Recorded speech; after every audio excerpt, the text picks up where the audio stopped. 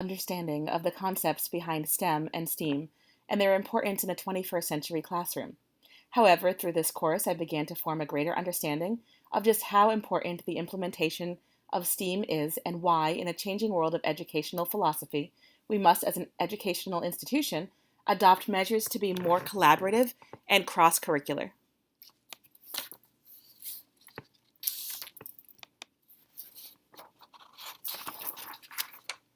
Arts integration specialist and founder of Education Closet, Susan Riley, defines STEAM as an educational approach to learning that uses science, technology, engineering, the arts, and math as access points for guiding student inquiry, dialogue, and critical thinking. When I first began thinking of STEAM, I was concerned that a true STEAM lesson had to incorporate all of these facets at the same time, which seemed not only daunting but almost impossible. As a science teacher, I have always tried to not only incorporate science into my lessons as an obvious requirement, but at least one or two other facets, usually math and technology. I also have found that as a science teacher, I have an advantage of instituting STEAM into my class, as compared to many other teachers that are new to the concepts incorporated in STEAM. In the past few years, I have attempted to incorporate more cross-curricular aspects into my biology and chemistry classes to correspond to STEAM. Some of the major focal points in incorporating STEAM projects into my high school curriculum are to, number one, make them as real-world or at least as interesting for the students as possible. Number two, scaffold the project appropriately for the group I'm working with. Number three, include a writing and or creative aspect of the project. And number four, to give my students choices as a way to encourage ownership of the project. In my time developing curriculum that are STEAM-based for my biology class, I've come up with many projects that have overarching themes that include several lessons and reach different learning styles, but that challenge students to think independently and take ownership of their learning. My first project this year was the zombie apocalypse, where I had students learn about the four major biomolecules, carbohydrates, lipids, proteins, and nucleic acids, and create a presentation whereby they explained how they would survive a zombie apocalypse while finding all of these nutrients, plus sufficient water. I'll describe more about this in the next slide. Another biology project was to focus on the problems with water quality in Florida waterways due to human interference, including brain-eating amoeba, toxic algal blooms, and flesh-eating bacteria. Students learn how the cell works and analyze how these things affect cells. They are then tasked with finding a solution to the overabundance of these organisms. Yet another STEAM-based project focused on how the cell works and compared it with cancer and attempted to come up with a way to halt the constant uncontrolled cell division in cancer cells. Finally, another favorite project in biology is one that combines the concepts associated with evolution with the growing problem of global climate change and extinction. In chemistry, I have admittedly had a more difficult time incorporating STEAM projects into class, mostly because I end up spending so much time giving notes to help students understand the math that makes chemistry work. However, I have had students choose an element and a real-world use of the element and study it in depth, creating a website that explains its properties and structure and how those properties and structure contribute to its usage. We have used film canister rockets to dive into the engineering design and study of stoichiometry. The same engineering design mentality helped students use redox reactions to create batteries out of fruit, and soon we will be working with an understanding of acids and bases to study ocean acidification.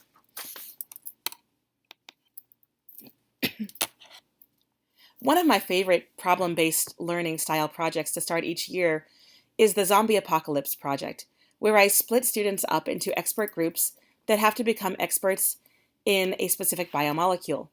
We have the protein protectors, the fat fighters, the sugar soldiers, the nucleic acid agents, the phospholipid pundits, and the catalyst connoisseurs. Each of these groups learns specific information regarding their biomolecule, given to them in a secret envelope that only their group can open. Excuse me. Once they learn about their molecules, they go off to their tribe, which consists of one person from each expert group, and they teach each other about these very important molecules and why they are necessary for maintaining life. Along with this, I've also incorporated one person to be a water expert as a way to add water chemistry into the project. With this information, students have to answer the question, Why are biomolecules important to survive a zombie apocalypse, and how can we find them? They are told that you are in the midst of a zombie apocalypse and food is scarce. You might be able to grow some food or salvage canned goods from abandoned shops, but it'll be difficult to know exactly what will provide you with the right nutrition to maintain your strength and make sure each macromolecule is accounted for. They must come up with a meal plan for at least 1 week of meals and include calorie intake, how many calories they will need, taking into consideration heavy activity from running from zombies, how many calories they will expend, how much water they will need as they sweat from running, etc. With this information, they create a storyline and a presentation using a slideshow, an animation, a storyboard, or whatever they choose that will have the most impact on their audience. It is obvious that not all of the pieces of STEAM are included in this one project, but I did my best to incorporate as many as I could, while also focusing on science content standards. Along with considering the science content, the project also incorporates some critical skills that are so relevant in a STEAM class. Some of those critical skills of the project include collaboration, problem solving, communicating ideas, and using resources to learn and understand information, thereby creating independent thinking. A new project that I incorporated this year into my honors chemistry class was the engineering design process behind using the understanding of redox reactions to create a battery using metals and fruits and vegetables of the students' choosing. This project was designed for an honors chem class, so there was not much scaffolding, as there would have been for a standard level class. Prior to assigning the project, they had an introduction to redox reactions and learned about oxidation states, half reactions, cathodes, anodes, and electron transfer. They also watched a TED Ed video on how batteries work. From there, students were allowed to play a bit with a variety of metals we had on hand in the lab: copper, magnesium, iron, zinc, cobalt, silicon, and aluminum. They were told to choose their own working groups, choose 2 metals, a fruit, or a vegetable. Their choices were lime, lemon, orange, apple, grapefruit, potato, and kiwi. And they used a multimeter to figure out how to create a battery to get the highest voltage possible. They were encouraged to change variables to try new fruits, new metals, new distances between metals, and to record that information for reference. From there, students were given a challenge: using the engineering process, create a How Stuff Works video to design the best battery with the materials given, best meaning highest voltage. Students were given product requirements along with a rubric of expectations. They were to implement understanding of redox, use of video editing and production, the engineering design process to design a battery producing the highest voltage, and use math to work with reduction potentials of metals and oxidation states. Because this project was given at the end of the year and was given to honors students, they were given limited scaffolding, but were given choices about how to design their battery, how much of which metals to use, and how many and which fruits to use. They had complete design autonomy. If students wanted to add something to their battery, I did my best to allow it, as long as it wasn't dangerous. In addition to understanding galvanic cells and redox, this project also focused on collaboration, problem solving, and design thinking. Before beginning this program, I had difficulty organizing my thoughts around the design of a STEAM project or challenge. I knew that these projects would incorporate a variety of multidisciplinary ideas, but never really had a full grasp of why they were important. Once I began designing my own challenges, I realized that there was far more to choosing ideas and designing challenges than simply incorporating something from each of the pieces of the STEAM acronym. First, and almost most importantly to me as a science teacher, STEAM challenges should incorporate critical skills practice and problem solving. To me, STEAM can be boiled down to problem solving by using a variety of skill and content areas. It is also very important to give students a voice in the project in order to encourage them to take ownership of their product. It helps to give them choices in how they will design their final product and how they will present their information. As a teacher, STEAM projects take time to design and can be complex in their organization. Using a backward design model, educators can set goals for the main skills and the understandings they want students to achieve through the project, and work backwards from there, designing the project and the scaffolding that will go with it. STEAM projects should focus on the acquisition of certain skills as well as understandings. For example, critical skills that can be practiced and addressed might be collaborating with a group, using resources, reflecting on work, etc. STEAM challenges should strive to be transdisciplinary. Joanne Vasquez describes transdisciplinary education as using real-world problems to apply knowledge and skills from two or more disciplines, which then help shape their learning experience. Also, an important piece of a STEAM challenge is the reflection and debriefing of the information. What did the student learn? How did they prepare? How could they improve next time? Finally, no matter if we are focusing on STEAM or any other challenge given in a class or to a student, I feel that it is very important to give clear expectations by way of a rubric so that students understand what is being assessed and how they will be assessed. It's important to note one of the major challenges with incorporating STEAM into a school culture or even just a classroom is accessibility. I have the privilege of working in an independent school that has a very nice budget for our individual departments. If, for example, I wanted to create a new unit in my science class that incorporates technology that would be required to purchase, I'm allowed to do so within reason. This is vastly different from when I worked in an urban public school, where we didn't have enough money for paper and pencils, let alone lab supplies or technology. That particular school consisted of one computer lab of 30 computers, with 1,600 students in the school. Since the majority of our school population were from lower-income families, many also didn't have access to home computers or internet. Many couldn't get to the library to use these computers, and many simply didn't know how to utilize the internet or a computer in a responsible way, or in some cases at all. This is one big roadblock to STEAM. How do we incorporate it into schools with a minimal budget? Another accessibility roadblock that I found in my classes seems to stem from prior learning habits of my students.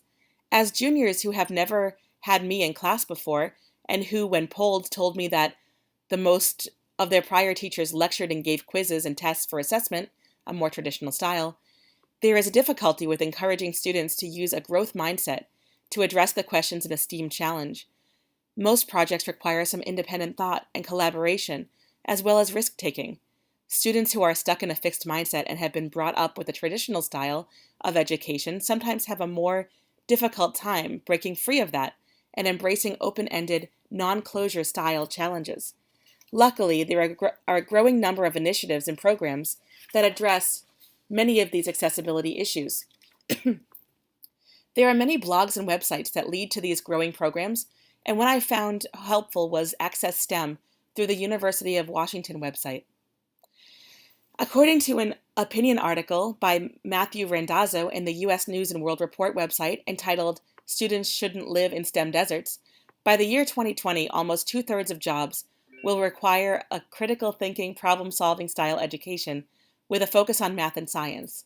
There are many schools in this country, like one Randazzo mentioned in the Tombstone Unified School District of Arizona, that are considered STEM deserts, with course offerings that lack rigor and few, if any, chances for students to explore an interest in STEM.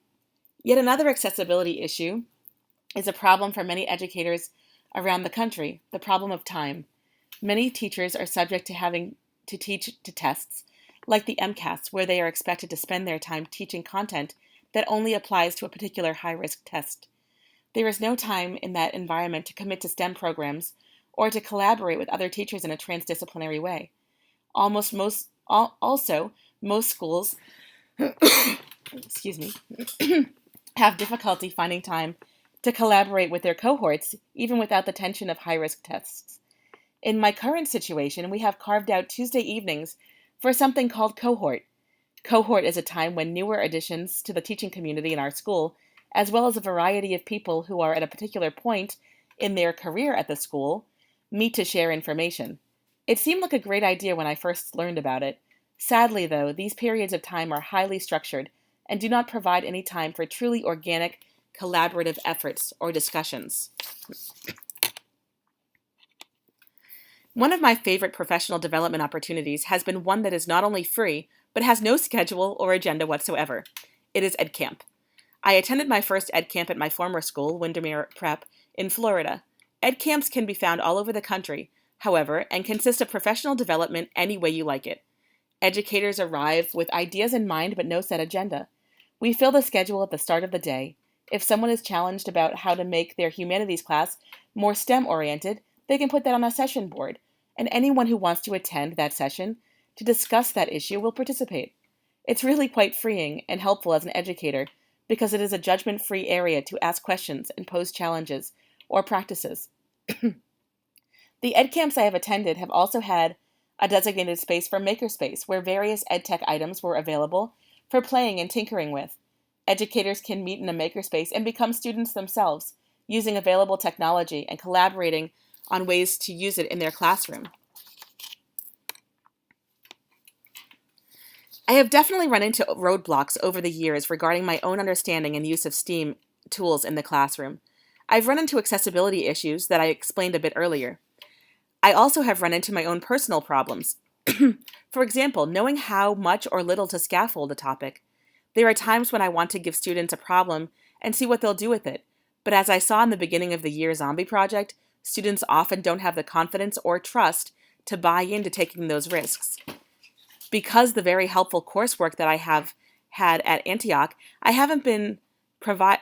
besides the very helpful coursework that I have had at Antioch, I haven't been provided with, nor sought out of my own accord, an affordable professional development opportunity where I could get new ideas and understanding how to improve my STEAM involvement in my classes, which is why I've been very thankful for this course and the connections I've made. Many teachers don't have the practice or experience in their content topic to feel comfortable enough making a STEAM experience out of a particular lesson. For example, although I've been teaching chemistry for over 15 years, chemistry is not my more comfortable course to teach. Upper level and college chemistry is a bit more than I remember, and so I've had difficulty creating STEAM experiences from my required content. The fruit battery idea was posed by a colleague, and I had to relearn redox reactions, as I normally don't get to teach that topic. And I do a lot of research on how they worked before assigning the challenge to my class. Luckily, they took it in and ran, doing a great job with their experimentation. I have noticed, though, that I also have difficulty debriefing with my students. I have not been able to get great buy-in from them regarding the reflection and debrief process. My students often see it as unnecessary. No matter how much I stress the importance of this part of a project, I can't seem to get buy-in, especially from my non-honors track students. As a science teacher, I feel my ideal educational world circles around a STEAM-powered school. I feel that in the Google age, teaching students to memorize content that could be found with a simple Google search is lacking purpose. Instead, we should teach students how to be critical thinkers, how to create, analyze, and problem solve. We should be collaborating as teachers and teaching students the importance of collaboration by example. We should focus on helping students realize that having a growth mindset will help them grow and achieve far more than being so fixed that they refuse to take risks. We should let students tinker and give them big problems to think about while helping them realize that although they don't have to solve these big problems alone, they could certainly come up with ideas to address. Students should be taught that collaboration is not simply delegating tasks. It's working together to solve a problem and communicating in a purposeful, focused way. As an educational system, we could get rid of the block-by-block content switching and chunk out time for collaborative efforts between content areas. We should do our best to strive for students to gain higher-order thinking skills instead of simply being satisfied with memorization and recall. For years prior to joining the faculty, Lawrence Academy had a program in place called the NGP, or Ninth Grade Program. This was intended to be a collaborative, cross-curricular, skills-based program that put less focus on content and more focus on the skills the teachers deemed important for ninth graders coming into high school. When I arrived here at LA, NGP was a dirty word that was spoken of with great disdain. Sadly, I found that many of the science teachers held that disdainful attitude toward the NGP. This program was set up in a way that teams of 4 teachers, arts, science, math, humanities, would get a grouping of students and have them for half of a school day to work on cross-curricular skills. From what I've been told, science pulled out of the NGP first because they felt that the content being covered was non sequitur and not focused on quite enough. Eventually, the NGP went defunct, and it no longer exists, but the ghosts of the NGP remain. To me, this program sounded like a great place to begin, but the faculty that were required to teach it had no professional development about how to teach skills within content, and did not have enough collaborative planning time to make their NGP time work for the students nor the teachers. Another problem seemed to be that after ninth grade, students went directly into content-heavy courses that focused very little on skills, and were unprepared for that change. Instead of completely nixing the program, it seems that an overhaul with professional development would have worked well here. The NGP program could have been an amazing STEAM program, but was missing the mark by the administrators not giving the faculty what they needed to run the program effectively. To me, professional development and collaboration are incredibly important opportunities that, if offered, every teacher should take advantage of. I have already signed up for several opportunities coming up this summer, and might have the privilege of taking advantage of another. First, I will be attending the Ed Camp Magic at Windermere Preparatory School in June. This has always proven to be a great source of inspiration and collaborative opportunity for me, and I can focus on seeking out STEAM ideas in the open schedule. Excuse me. I am also excited to take the summer immersion Antioch courses in critical skills, as well as developing mind in July, as these courses are sure to assist with my ability to know how much scaffolding I will need to do depending on my students' needs. Finally, at the end of July, Windermere Preparatory School is sending their science teachers to Kennedy Space Center for a STEM-focused professional development opportunity, and I might be able to attend depending on our moving schedule. This will be a great opportunity to gain inspiration and ideas in order to build on projects I've created or create new projects for my upcoming school year. Because I find collaboration to be a large part of being a great STEAM-focused educator, I intend to seek out collaborative opportunities with colleagues, present, former, and future, where possible and early on. It is so much easier to prepare projects, especially transdisciplinary projects, early on before the organized chaos of a school year begins.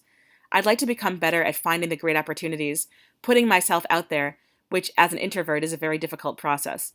Finally, I need to fine-tune the scaffolding and rubrics for my STEAM lessons that I've already developed, and make sure that they are truly diverse and accessible to all students.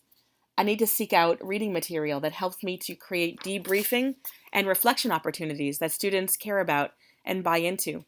Overall, I think that this course really helped me to be comfortable diving into STEAM-related activities, and also helped me realize that many of the projects I've already developed are at least STEM, if not STEAM. I'm excited about continuing my growth in this field.